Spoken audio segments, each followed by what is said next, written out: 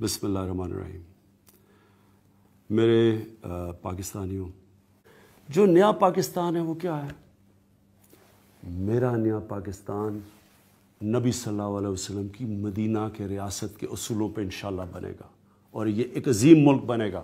میں آج انشاءاللہ آپ کو کہہ رہا ہوں، یہ یاد رکھنا، یہ ایک عظیم ملک بننے جا رہا ہے۔ مدینہ کی ریاست کیا تھی؟ لوگ کہتے جو 1400 سال پہلے وہ کوئی ریاست بنی تھی، جن نئی چیزوں کی باتیں کرو۔ مدینہ کی ریاست ماڈرن ریاست تھی۔ مدینہ کے ریاست کے جو آج اصول ہیں وہ مجھے افسوس سے کہنا پڑتا ہے ہمارے ملک میں نہیں ہے، وہ آج مغربی دنیا میں ہیں۔ کیا تھے مدینہ کی ریاست کے اصول؟ سب سے بڑی بات کہ جو ریاست کا سربراہ ہے وہ جواب دہ ہے، وہ قانون کے اوپر نہیں ہے۔ قانون کی بالادستی کا مطلب سارے انسان قانون کے سامنے ایک برابر ہے۔ کوئی یہ نہیں کہہ سکتا کہ جی تمہاری جرت ہے مجھے پوچھنے کی کہ نیب کو دھمکیاں دے رہے ہو کہ تمہیں نہیں پتا میں کون ہوں۔ مدینہ کی ریاست میں 2 خلیفہ وقت عدالت میں جا کے کھڑے ہوئے، جس میں ایک خلیفہ یہودی شہری سے کیس ہار جاتا ہے۔ مدینہ کی ریاست میں حضرت عمر جیسے دنیا کے عظیم انسان مسجد میں جب ان سے پوچھا جاتا ہے کہ آپ نے کدھر سے کپڑے خریدے، انہوں نے یہ نہیں کہا کہ پتہ نہیں میں کون ہوں، انہوں نے جواب دیا۔ سربراہ جواب دہ ہے۔ آج مغرب میں سربراہ جواب دہ ہے۔ ہمارے ملک میں جو میں ابھی آؤں گا، یہ جو تماشا ہو رہا ہے، جو ہوا ہے تماشا، کہ یہاں یہ سمجھتے ہیں کہ اگر ہم ایک مقام پہ پہنچ کر سربراہ ہوں تو میں قانون سے اوپر ہوں، کس کی جرت ہے مجھے ہاتھ لگانے کی؟ میں نیب کو کہتا ہوں کہ تمہاری جرت مجھے ہاتھ لگانے کے لیے نہیں ہے۔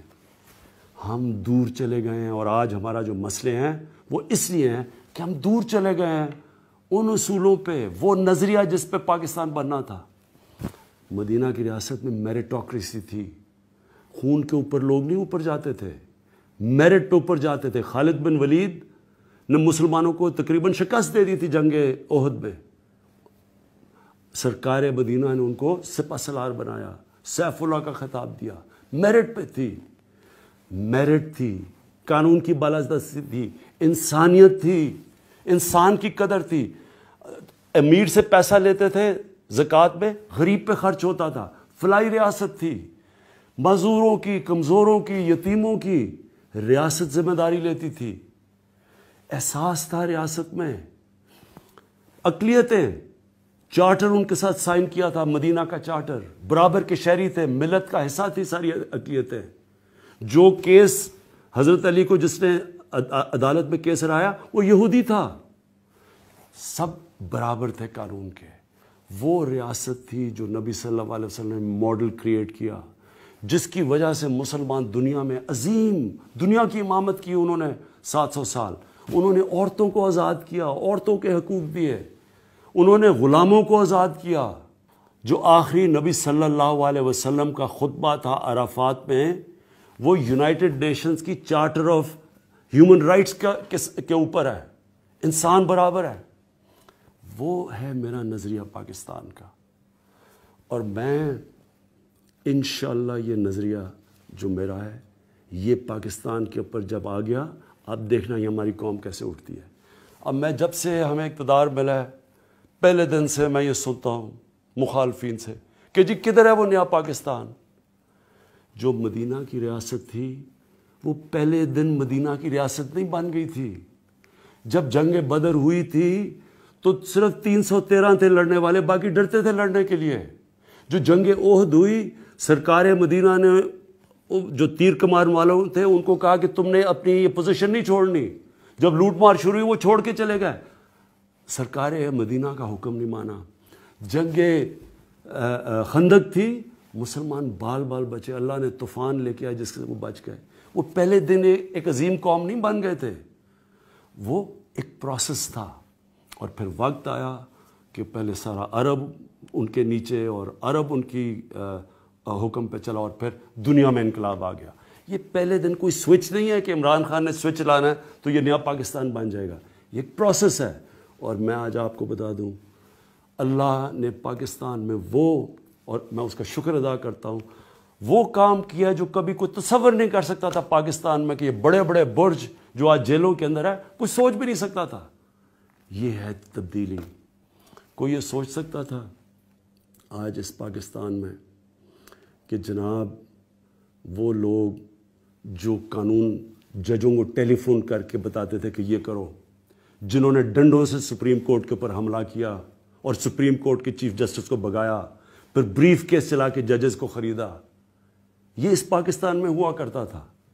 आज एक अदलिया आज़ाद है। आज इमरान खान ना अदलिया को कुछ कर सकता है, ना नैब को कुछ कर सकता है। नैब मेरे नीचे नहीं है। नैब इन दोनों ने मिलकर नैब को बनाया था। हमने नहीं नैब को बनाया। नैब का चेयरमैन हमारा नहीं है। कोई भर्ती हमने नहीं करवाई। ये वो पाकिस्तान है जिधर कानून की बालादस्ती आहिस्ता आहिस्ता आपके सामने नज़र आ रही है। जितना मैं अब तकरीबन 9.5 महीने हो गए, मैंने मुश्किल से 8 दिन की छुट्टी ली है। जिस हम ज़हनी दबाव से गुजरे हैं कि किसी तरह हम ये मुल्क को स्टेबलाइज करें, खौफ हमें था कि अगर हमने कर्ज़ों की, इनके लिए हुए कर्ज़ों की किस्तें ना अदा की, मुल्क डिफ़ॉल्ट कर देगा। अगर मुल्क डिफ़ॉल्ट करता है तो आपको किसी को अंदाज़ा नहीं है कि मुल्क कितना पीछे चला जाता। यहाँ रुपया किधर, अभी तो शोर मचा रहे हैं कि रुपया गिरा है, आपको अंदाज़ा नहीं रुपया कहाँ से कहाँ पहुँच जाता। बोरियाँ उठा के रुपयों को लेके जाके डब रोटी मिलनी थी, जो आज वेनेजुएला में हो रहा है। डिफ़ॉल्ट अगर हो जाता, हमारी सारी इकॉनमी बैठ जानी थी। और इंशाअल्लाह ये मेरा दूसरा अपनी कौम से वादा है। मैं 22 साल ये कहता आया था कि इस मुल्क का सबसे बड़ा मसला करप्शन है। आज मेरी कौम को पता चल जाना चाहिए कि करप्शन ने इस मुल्क को क्या किया। ये नतीजा है जबकि करप्ट लोग, करप्ट हुक्मरान आते हैं, इनके पैसे बाहर पड़े हुए हैं, इनकी जायदादें बाहर पड़ी हैं, इनकी ईदें बाहर होती हैं, इनके मेडिकल चेकअप्स बाहर होते हैं। कभी आपने किसी मुल्क में सुना है मुल्क का फाइनेंस मिनिस्टर बाहर भागा हुआ है, उसके बच्चे बाहर हैं, उनकी अरबों रुपए असासे बाहर हैं। 3 दफ़ा मुल्क का प्राइम मिनिस्टर, उसके 2 बच्चे जो अरबोपति हैं, वो बाहर बैठे हुए हैं और कहते हैं हम पाकिस्तान के शहरी नहीं हैं और हम जवाबदेह नहीं हैं। वो प्राइम मिनिस्टर बाहर इलाज करवाने जाता है और इस कर्जे चढ़ रहे हैं मुल्क के ऊपर। 28 करोड़ रुपया हमारा खर्च करता है अपने इलाज के ऊपर, जबकि उसका बेटा 650 करोड़ रुपए के फ्लैट में रह रहा है। कोई फिक्र नहीं थी, कोई शर्म नहीं कि यहां लोगों के क्या हालात हैं। उधर दूसरों को देखा, इनके हर दूसरे दिन उठ के बाहर चले जाते हैं। इनका क्या इंटरेस्ट है पाकिस्तान का? कभी ये सुना है कि ये शहबाज शरीफ, खादिम आला जी, खादिम आला क्या करने गया बाहर भाग के? चेकअप क्या है जी? चेकअप के लिए बाहर गया। एक अस्पताल नहीं बना सके जिधर शरीफ खानदान का चेकअप हो सकता है पाकिस्तान में। सारे बाहर, वो उसका वो दामाद है, वो साफ पानी के केस में उसको पैसे मिल रहे हैं, अभी वो किराए के लिए जगह ही नहीं बनी और करोड़ों रुपया कमा रहा है, वो भागा हुआ है। उसका जो दूसरा सलमान शहबाज है वो भागा हुआ है। उसकी 99% जो उसकी सारी यहाँ पैसा आया है वो सारा बाहर से आया है, वही ये पापड़ वाले टाइप लोगों से, जो कभी पाकिस्तान से बाहर नहीं गए, उनके नाम पे बाहर पाए। यहाँ से पैसा बाहर भिजवाया हुंडी से चोरी करके, और उधर से ये लोग बैठाए हुए जिनसे पैसा बाहर यहाँ भेजते हैं। इनको कोई फिक्र नहीं है कि मुल्क ऊपर जा रहा है नीचे जा रहा है। इनका सिर्फ मकसद ये है अपना बाहर का पैसा कैसे बचाना है। और इंशाअल्लाह ये जो हमने कमीशन बनाई है, मैं आपको आज कह रहा हूँ कि ये इंशाअल्लाह अब मैं इसको पूरा सुपरवाइज करूँगा। मुझे अब टाइम मिला है, मैं इंशाअल्लाह आपको बताऊँगा कि ये 24,000 अरब रुपया 10 सालों में इन्होंने इस मुल्क के ऊपर कर्जा कैसे छुड़ाया है। हमारे से जवाब मांग रहे हैं, मैं अब इनसे जवाब मांगूंगा और एक एक से मांगूंगा। जितना मर्जी शोर मचाए असेंबलियों में, ये असेंबलियों में मुझे गालियाँ बुरा भला कह रहे हैं जिस तरह कि मुझे फ़र्क पड़ जाएगा। मैं वो हूँ जो 1 लाख लोगों के स्टेडियम में जाता था मुखालिफ ग्राउंड के अंदर, और सारे मुझे बुरा भला कह रहे होते थे। मुझे इन थोड़े से लोगों से कोई ज़िंदगी में फ़र्क नहीं पड़ता, लेकिन मेरा जो मर्ज़ी आपने करना करे, मैं आज आप सबको बता रहा हूँ। एक एक को मैंने जिसने इस मुल्क को नुकसान पहुँचाया, इंशाल्लाह मैं आपको नहीं छोड़ूंगा, क्योंकि मुझे पता है मेरे लोगों के ऊपर क्या गुजर रही है। मुझे कोई ब्लैकमेल करने की कोशिश करे ना कि मेरी गवर्नमेंट चाह रही है, ये तो बड़ी छोटी चीज़ है गवर्नमेंट जाने की। मेरी जान भी चली जाए ना, میں نے ان چوروں اور ڈاکوؤں کو نہیں چھوڑنا، یہ میرا اپنی قوم سے وعدہ ہے، یہ میں اللہ کو کہہ کے آیا تھا کہ میں نے کہا اللہ مجھے ایک موقع دے دے، ایک موقع دے، جو انہوں نے میرے ملک کے ساتھ کیا میں نے ان کو کسی صورت نہیں چھوڑنا۔ آج از خونے رگے مزدور سازد لال ناب، از جفائے دہ خدایاں کشتے دہ کانا خراب، انقلاب ہے انقلاب۔ یہ اقبال کہتا ہوا مر گیا۔ سرمایہ دار نے مزدور کے رگوں سے سرخ خون کشید کر کے شراب بنائی ہے جسے وہ شام کو بیٹھ کر پیتا ہے، اور زمیندار اور جاگیردار وہ کسانوں کی جو محنت کا اور خون پسینے کی کمائی سے عیش کرتے۔ انقلاب انقلاب، لیکن وہ 52 برس ہو گئے انقلاب تو نہیں آئے، وہی نظام۔ گویا کہ ہم نے اللہ سے ایک بدعہدی کی، اس بدعہدی کی سزا کیا ہے؟ نفاق ہم پر مسلط کر دیا گیا۔ سورہ توبہ کی 3 آیات منافقین کی خاص قسم بیان فرمائی، وَمِنْهُمْ مَنْ عَاهَدَ اللَّهُ، جنہوں نے اللہ سے عہد کیا تھا، لَئِنْ آتَانَا مِنْ فَضْلِهِ، اگر اللہ ہمیں فضل سے نواز دے گا، غنی کر دے گا، لَنَصَّدَّقَنَّ وَلَنَكُونَنَّ مِنَ الصَّالِحِينَ، خوب صدقہ خیرات کریں گے، بالکل نیک ہو جائیں گے۔ لیکن جب اللہ تعالیٰ نے انہیں نواز دیا تو کیا کیا؟ بخلوا بہ، پھر انہوں نے بخل سے کام لیا، وتولوا، پیٹھ موڑ لی، وہم موردون، اعراض کیا۔ نتیجہ کیا نکلا؟ فعاقبہم نفاقا فی قلوبہم، اللہ نے ان کے دلوں میں نفاق ڈال دیا۔ اور نفاق وہ بیماری ہے، قرآن میں کہا گیا ہے ان المنافقین فی الدرک الاسفل من النار، جہنم کے سب سے نچلے طبقے میں۔ وہی جو اشد العذاب، یوم القیامت یردون الی اشد العذاب، اگر پورے دین پر کاربند نہیں ہوگے تو قیامت کے دن شدید ترین عذاب میں جھونکے جاؤ گے۔ ان المنافقین فی الدرک الاسفل من النار، اور منافقین کے بارے میں ہم نے سورہ توبہ میں بھی آیت پڑھ لی، سورہ منافقون میں بھی پڑھ لی۔ ان کے لیے اے نبی آپ 70 مرتبہ بھی استغفار کریں گے تو میں معاف نہیں کروں گا۔ استغفر لهم او لا تستغفر لهم ان تستغفر لهم 70 مرۃ لن یغفر اللہ لهم۔ اس نفاق کی 3 شکلیں ہیں۔ نفاق باہمی، وہ ایک قوم ایک نہیں رہی، اب ڈھونڈ اب اس کو چراغ رخ زیبا لے کر اب وہ قومیتوں میں تحلیل ہو گئی، عصبیتیں، ایتھنک، لنگوسٹک، پروونشل، قوم کہاں ہے؟ تحلیل۔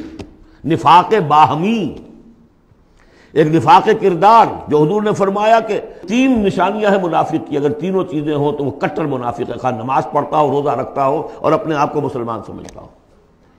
بخاری کی اور مسلم کی روایت ہے، جب بولے جھوٹ بولے، جب وعدہ کرے خلاف ورزی کرے، اور جب کہیں امین بنا دیا جائے تو خیانت کرے۔ اپنے معاشرے کو دیکھ لیجئے، میں تو یہ سمجھتا ہوں کہ جو جتنا بڑا ہے یہاں اتنا ہی بڑا جھوٹا، اتنا ہی بڑا وعدہ خلاف اور اتنا ہی بڑا خائن ہے۔ اب تو اربوں کے معاملے ہوتے ہیں، وہ خیانت جو ہے وہ کوئی سینکڑوں ہزاروں کی اب نہیں ہے، ملین اور بلینز کا معاملہ۔ مذہبی دہشت گردی کبھی سنی تھی اس نوعیت کی؟ کون کر رہے ہیں؟ چاہے وہ اعلی کار ہو باہر کے، ہیں تو یہاں کے، باہر والا آدمی کوئی آ کے نہیں کر رہا ہے تو یہاں کے اعلی کار بن گئے ہوں گے، وہ را کے ہوں، وہ موساد کے ہوں، کوئی بھی ہوں۔ لیکن یہ کہ اگر یہ مذہبی یہ تلخی نہ ہو تو یہ کور کیسے مل جائے انہیں؟ اس کے لیے آپ نوٹ کیجئے سورہ انعام کی آیت نمبر 65، اللہ نے اپنے 3 قسم کے عذاب گنوائے، جن میں بدترین عذاب یہ ہے۔ هو القادر، کہہ دیجئے اے نبی اللہ اس پر قادر ہے، ان یبعث علیکم عذابا من فوقکم، کوئی عذاب تمہارے سروں کے اوپر سے بھیج دے، او من تحت ارجلکم، تمہارے قدموں کے نیچے سے زمین پھٹ جائے، زلزلہ آ جائے، او یلبسکم شیعا، یا تمہیں گروہوں میں تقسیم کر دے، ویذیق بعضکم بعض بعض، ایک دوسرے کی طاقت کا مزہ چکھو۔ یہ 3rd type of punishment, divine punishment, جس کا ہم اس وقت شکار ہیں۔ 4تھے درجے میں معاشی اعتبار سے ملک تباہ ہو چکا ہے، دیوانہ ہو چکا ہے ملک۔ ادھر سے پھر ایک لہر بھی شروع ہو چکی ہے جس کی خبر دی تھی، دجال جو ہے 1 سال چند مہینے کا معاملہ ہے کہ جس میں وہ پوری دنیا میں پھر جائے گا، اور رزق کے خزانوں پر اتنا قبضہ ہو جائے گا اس کا کہ جو کفر کرے گا اس کو دے گا، باقی کسی کو نہیں دے گا۔ اور اگر رشیا میں ہو سکتا تھا کہ ڈبل روٹی نہیں رہی تھی، وہ جو فضاؤں میں جو سب سے پہلے گیا ملک، خلاؤں میں گیا، وہاں ڈبل روٹی نہیں ملتی تھی۔ وہاں ایک بوڑھی عورت کا فوٹو میں نے دیکھا تھا، شدید ترین سردی میں اپنا پل اوور دے رہی ہے ایک مچھلی لینے کی۔ یہ حال ہوا اس ملک کا۔ ہمارا جو حال ہوگا اس کو اچھی طرح سمجھ لیجئے۔ یہ جو سورہ سبا کی آیت میں نے سنائی تھی، لقد کان لسبع فی مسکنہم آیہ، سبا قوم سبا میں بھی اللہ نے فرمایا ان کے وطن میں ہم نے ایک نشانی رکھی تھی، جنتان عن یمین و شمال، دو جنتیں دی تھی ہم نے۔ پاکستان بھی دو جنتوں پر مشتمل تھا، مشرقی پاکستان، مغربی پاکستان۔ کلوا من رزق ربکم واشکروا لہ بلدۃ طیبۃ ورب غفور، کھاؤ اللہ کے رزق میں سے۔ کتنی خوشحالی تھی پاکستان پڑھنے کے بعد۔ ہندوستان جیسے کوئی شخص داخل ہوتا تھا پاکستان سے، وہ کہتا تھا کہ ہم کسی بڑے ترقی یافتہ ملک سے اور بڑے کسی دقیانوسی ملک میں داخل ہو گئے، اور وہاں سے جو آتا تھا وہ سمجھتا تھا کہ ہم کسی ویسٹرن ملک میں آ گئے۔ کتنی خوشحالی تھی۔ کلوا من رزق ربکم بلدۃ طیبۃ ورب غفور فاعرضوا، جب اعراض کیا تو پھر کیا ہوا؟ پھر جو عذاب ہم نے بھیجا ہے، ہم نے ان کے دونوں باغوں کی جگہ پر بس کو ان کے لیے دو جنگل پیدا باقی رہ گئے، جن میں کوئی پیلو، کوئی اور ڈیلے، کوئی کسیلی سے کچھ چیزیں پیدا ہو گئی، زیادہ سے زیادہ بیر۔ اللہ اللہ خیر صلی اللہ۔ ذالک جزیناہم بما کفروا، جو انہوں نے ناشکری کی تھی اس کا ہم نے بدلہ انہیں دیا۔ وہل نجازی الا الکفور، اور ایسا بدلہ ہم دیتے انہی کو ہیں جو انتہائی ناشکر ہیں۔ یہ تو میں نے آپ کو بتایا ہے قرآن اور سنت کے مختلف حوالوں سے کہ اس وقت پاکستان کی خصوصی حیثیت کیا ہے۔ تیسری بات یہ کہ بھارتی مسلمانوں نے پاکستان بنانے کے لیے گویا کہ ایک طرح سے اپنا فرض کفایہ ادا کیا تھا۔ انہیں معلوم تھا کہ یہاں تو پاکستان نہیں بنے گا۔ انہوں نے کس لیے حصہ لیا؟ کہ وہ اسلام کا بول بالا کرنے کے لیے، یا کم سے کم امت کا اکثر حصہ 2/3 تو بچ جائے اس سارے دباؤ سے کہ جو آ رہا تھا۔ تو اس حوالے سے ان کا بھی تو ذمہ داری کا بوجھ پھر ہمارے کندھوں پر ہے۔ وہ جو جھیل رہے ہیں آج، معاشی طور پر وہ پست ہیں، ملازمتیں انہیں نہیں ملتی ہیں، تعلیم گاہوں میں ان کو داخلے نہیں ملتے ہیں، ان کی زبان ختم کر دی گئی ہے۔ اب ہندی زبان میں ظاہر بات ہے کہ اب تو پھر بھی وہ ایک نسل، لیکن 2 نسلیں تو بیت گئیں کہ جو اس تعلیم کی، اس زبان کی وجہ سے وہ پیچھے رہ گئی۔ یہ سب کچھ ہوا، کیوں جھیلا انہوں نے؟ یہ جو ہم پہ گزری سو گزری مگر شب ہجراں، ہمارے اشک تیری عاقبت سوار چلے، تو جو کچھ بیت رہی ہے ان پر، جبکہ انہیں یہ سننے پڑتے تھے نعرے، مسلمان کے 2 استھان، پاکستان یا قبرستان، نکلو یہاں سے، تم یہاں ہو کیوں یہاں پر؟ اب تیسرا اسپیکٹ میں آپ کو بتانا چاہتا ہوں، کچھ پیشین گوئیاں ہیں نبی اکرم صلی اللہ علیہ وسلم کی۔ ان پیشین گوئیوں میں اس خطے کا بھی ایک رول ہے، میں تفصیل میں نہیں جا سکتا۔ پیشین گوئی ایک یہ ہے جو قرآن اس سے بھی ثابت ہے، 3 مرتبہ فرمایا کہ رسول کو ہم نے بھیجا ہے دین کے غلبے کے لیے، اور 5 دفعہ فرمایا کہ بھیجا ہے تمام انسانوں کے لیے۔ تو رسولوں کا مقصد، رسول صلی اللہ علیہ وسلم کی بعثت کا مقصد پورا ہو ہی نہیں سکتا جب تک کہ پورے عالم اسلامی پر دین جو ہے قائم نہ ہو جائے۔ بقول اقبال کے وقت فرصت ہے کہاں، کام ابھی باقی ہے، نور توحید کا امام ابھی باقی ہے۔ لیکن حضور نے خبر دی ہوگا، دنیا کے خاتمے سے پہلے کل روئے ارضی پر نظام خلافت علی منہاج النبوہ قائم ہوگا، اور اس کے قائم ہونے میں خراسان کا علاقہ اور عرب کے مشرق کے ممالک جو ہے وہ رول پلے کریں گے۔ ظاہر بات ہے کہ اس علاقے میں آ کر افغانستان خراسان ہے، اور خراسان کا ایک حصہ پاکستان کا بھی کے اندر بھی شامل ہے۔ یہاں سے فوجیں جائیں گی، اور یہ جو یروشلم ہمارے ہاتھ سے نکلا اسے بازیافت جو ہے یہ کریں گی۔ عربوں میں تو دم نہیں ہے، پہلے بھی عربوں سے چھینا تھا کروسیڈرز نے، 1099 عیسوی میں چھینا ہے یروشلم، اور لاکھوں مسلمانوں کو قتل کیا ہے کروسیڈرز نے، اور اس کے بعد 88 برس تک وہ ان کے قبضے میں رہا۔ عرب واپس نہیں لے سکے، کون لینے والا تھا؟ کرد خون، صلاح الدین ایوبی۔ اب پھر عربوں سے چھینا ہے انہوں نے، قوم بودی ہو چکی ہے، ان میں دم نہیں ہے، عیاشیوں نے اور دولت نے ان کو خالی کر دیا، کھوکھلا کر دیا۔ اب بھی کوئی لیں گے تو فرمایا کہ کہ خراسان کی طرف سے جھنڈے آئیں گے، انہیں کوئی روک نہیں سکے گا جب تک کہ یہاں نہ پہنچ جائیں اور یہاں ایلیا میں جا کر، یروشلم میں جا کر نصب نہ ہو جائیں۔ اس میں بھی ایک رول ہے پاکستان کا۔ میر عرب کو آئی ٹھنڈی ہوا جہاں سے، میرا وطن وہی ہے، میرا وطن وہی ہے۔ میں نے 3 اسپیکٹ سے تو آپ کو جو ماورائے زمان و مکان فرائض ہیں ایک مسلمان کے، اللہ کے حقوق کے حوالے سے، رسول کے قرض کے حوالے سے، انسانوں کے حقوق کے حوالے سے بیان کی ہے، اور 3 ہی اعتبار سے پاکستان کا جو اسپیشل رول ہے۔ ایک تو یہ کہ جو ہماری جینیسس آف پاکستان ہے، اس کی بنیاد کیا تھی، قرآن میں اس کا بھی ذکر ہے۔ آج جس صورت سے ہم دو چار ہیں، منافقت کے 3 اسپیکٹس، قرآن میں اس کا بھی ذکر ہے۔ جو معاشی ہمارے ہاں بدحالی آ چکی ہے قرآن کا، اس کا بھی ذکر ہے جو سورہ سبا میں ہم نے دیکھ لیا۔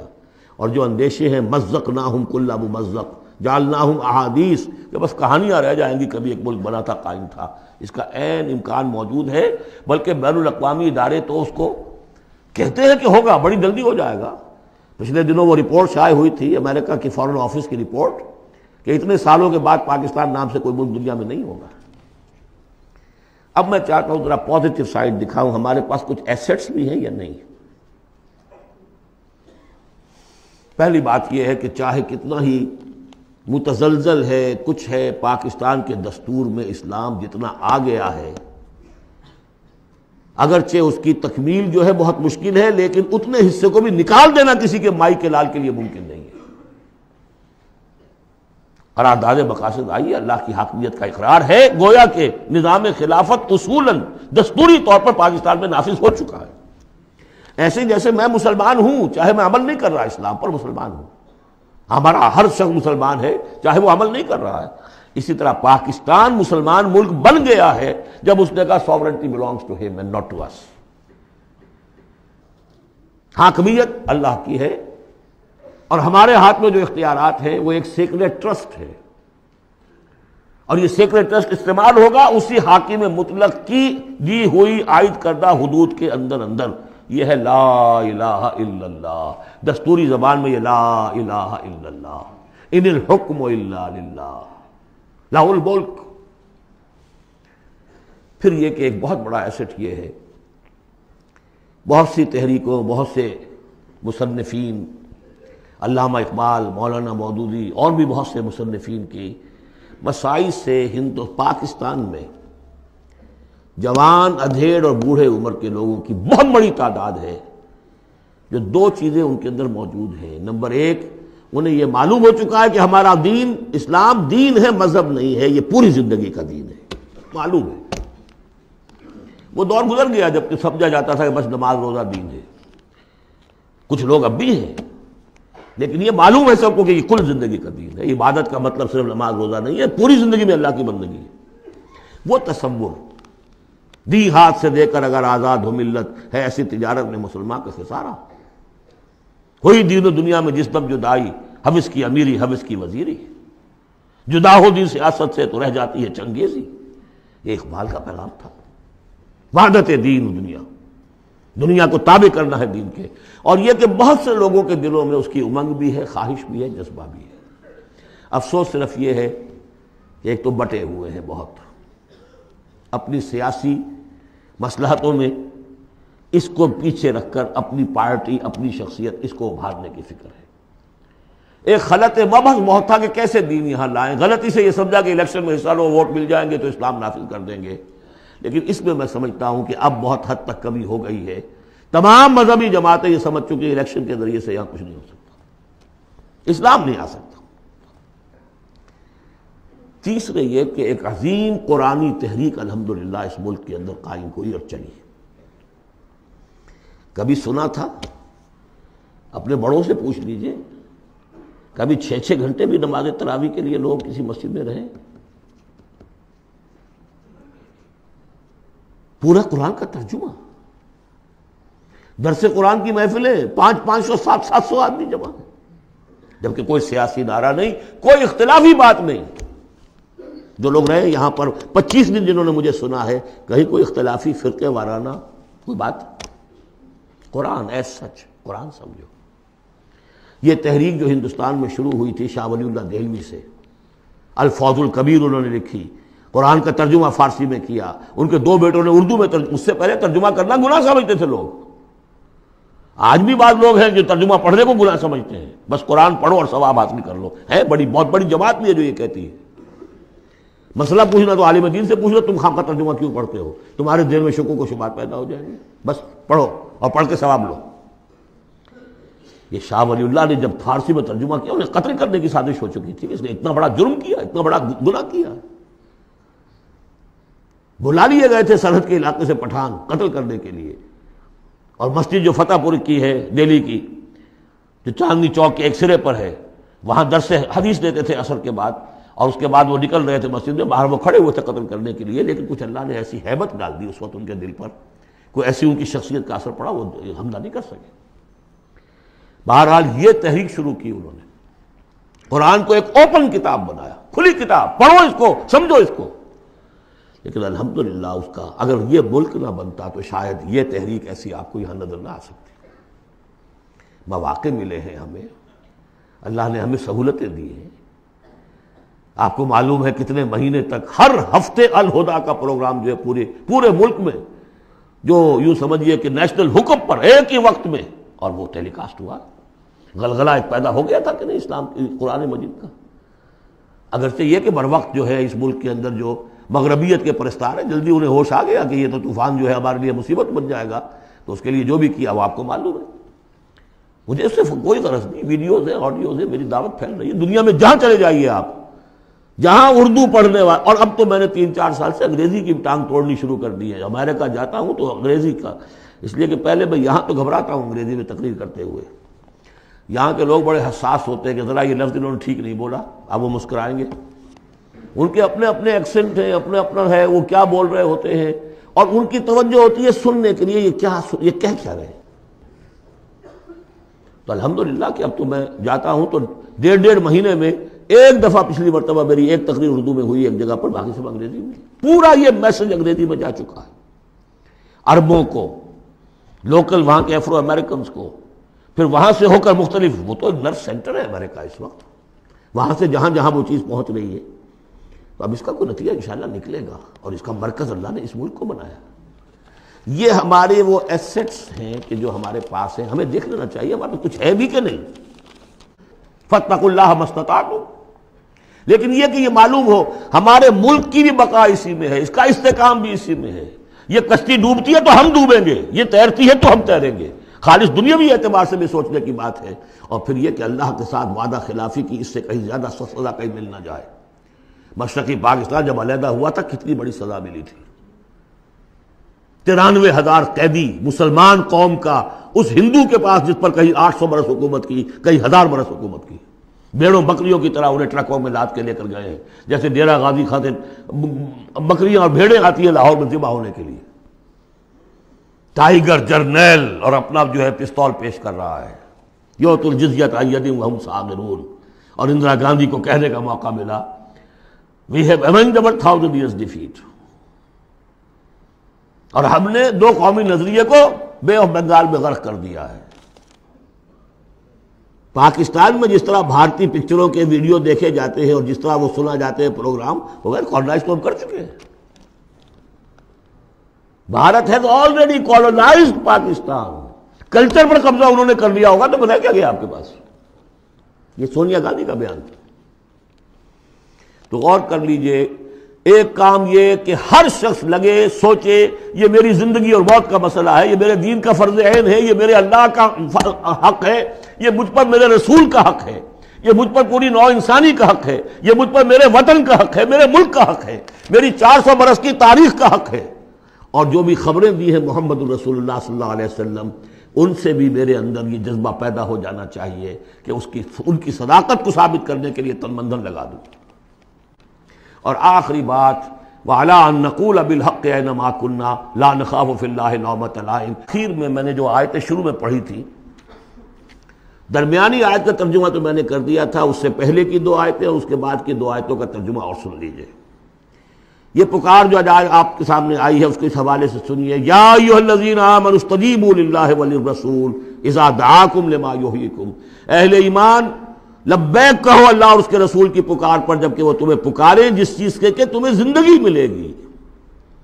بظاہر موت نظر آتی ہے غزوہ بدر سے پہلے، لیکن اس سے زندگی مل رہی ہے.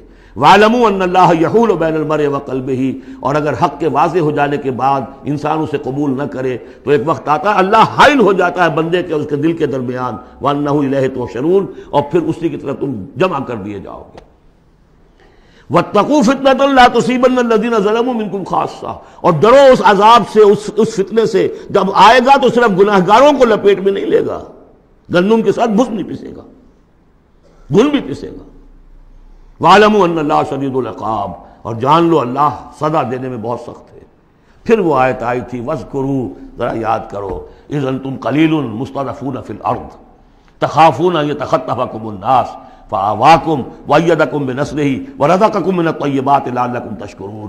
اور اس کے بعد کی دو آیات، یا ایھا الذین آمنوا لا تخونوا اللہ والرسول، اللہ اور اس کے رسول سے خیانت مت کرو، جو وعدہ کیا ہے سمعنا وأطعنا اس کو پورا کرو.